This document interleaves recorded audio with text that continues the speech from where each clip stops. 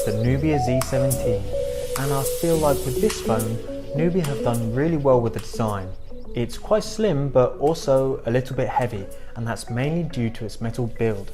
And also because of that aluminium build, it feels very solid and well made. It also gives it a cold feeling in the hands when you first pick it up. A nice looking 5.5-inch bezel-less screen adorns the front. Here there's no physical home button, instead we have this glowing red circle.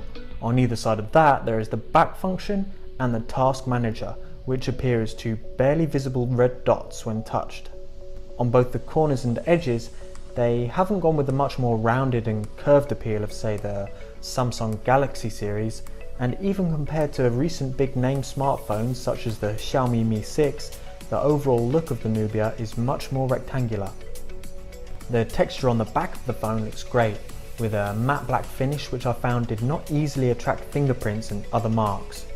Also on the back we have the brand name Nubia, and in the upper centre a circular fingerprint scanner with a small shiny bezel around it.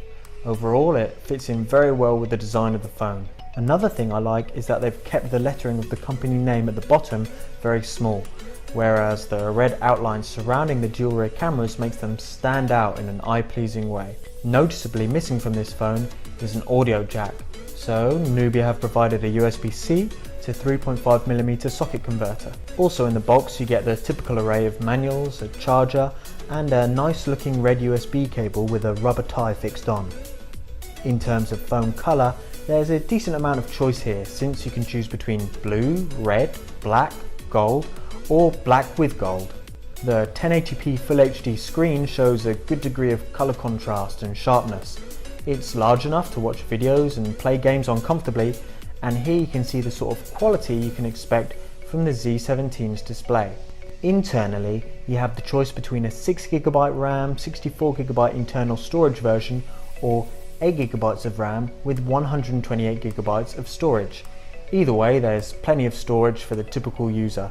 This phone is running on a top-of-the-range processor, the Snapdragon 835, and combined with a solid amount of RAM in whichever version you pick, it means that the Z17 will be running pretty much any application you can throw at it with relative ease. Not only that, but the split screen function on this phone allows you to interact with two applications on one screen at the same time.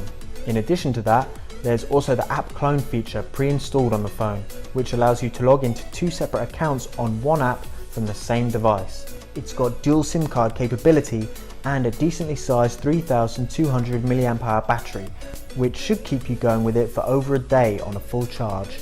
As far as photo taking, there's a 16 megapixel front camera and a 12 megapixel and 23 megapixel camera on the back, sitting alongside a dual tone LED flash.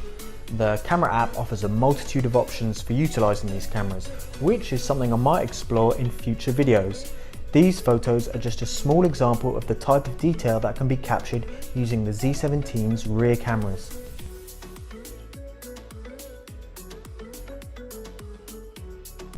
At $400, it's certainly not a budget smartphone, but at that price it is still far cheaper than other better known flagship phones, and Nubia really hasn't skimped out on the specifications with the Z17.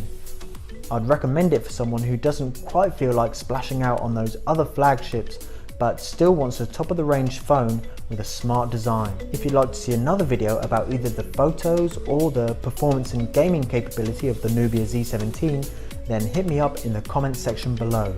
If you'd like to get a hold of this phone for yourself, then simply follow the link in the description. Thanks for watching.